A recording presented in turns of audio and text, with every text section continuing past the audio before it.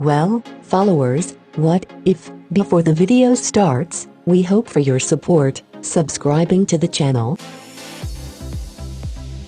When you were a kid, one of your friends probably told you that if you sneeze with your eyes open, your eyeballs would pop out of your head. And on my playground that always been followed by another kid chiming in, well, yes, that's technically true, but you can't actually sneeze with your eyes open, so it never happens, because why would we have all that way? That second kid was definitely wrong, because, well, most people have a reflex that makes them close their eyes when they sneeze. People sneeze with your eyes open all the time without popping their eyes out. Just looking a bunch of YouTube videos of people doing that, and that's because your eyelids are not the only thing keeping your eyeballs in place. They are also held on by like muscles and connective tissue. Open that first kid, they were completely wrong in the medical world station now, and while unlikely, I don't want to stress you out too much. It has happened after sneezing so much to have it, pointing out that having an eyeball spontaneously pop out for any reason is very rare. A 2012 article found just 30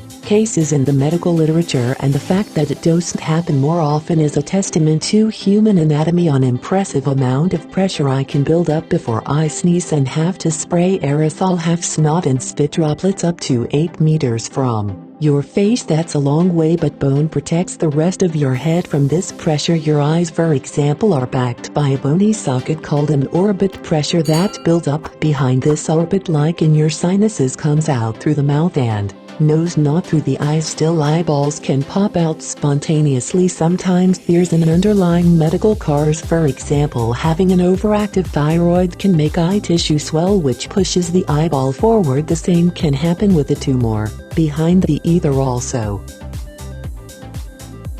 tumor behind the eyes are also variations in eye anatomy that can make a person more prone to a shallow eye sockets or stretchy eye muscles. For instance, more of a no, it takes trauma if you suddenly and violently stop moving, like if you smash your car into something, your eyeball might experience enough for us to pop out, or something it's jammed into your eye socket back in this place, your eyeball, and that's that. All damage to the soft tissue around the eye can cause swelling or bleeding that can push the eye out, or smashing the bony orbit can open a connection to the sinuses, letting any pressure there affect your eyeballs and eye comes out once. It's easier for it to come out again later on, including when you cough or sneeze, because stretched muscles and connective tissue tend to stay a little looser and damaged bone may not grow back completely. This seems to be what happened to the person who currently holds the Guinness World Record for the farthest eyeball pop, and yet there are people who can pop their eyes out on cue. Experts aren't really sure how they do it, and it may be different for each person who can do it, but I suspect it comes down to anatomy. So my poppers may have gaps in their bony orbits, allowing them to direct sinus pressure out of their eyes. Then they add pressure by contracting certain face muscles. Some even have an extra eye muscle that most people don't have, but even people who are prone to popping an eye out and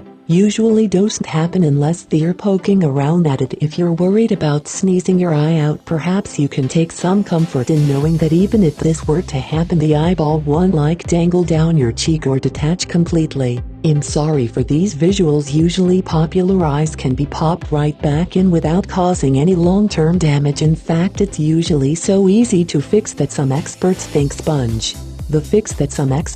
spontaneous globalization is underreported, like happens and you don't even tell your doctor. Still, if you haven't had any serious eye injuries, you almost definitely do not have to worry about this happening. And I'm really sorry that it's not 100%, but it's really close. Thanks for asking, Emilio Man. Okay, I'm not sorry. This was for I Like That. We love answering questions like this, my fans. In fact, we love it so much that we do it every weekend. Well, my dear followers of the channel, what if, dear, now this video has ended. We hope for your support and subscription for more information.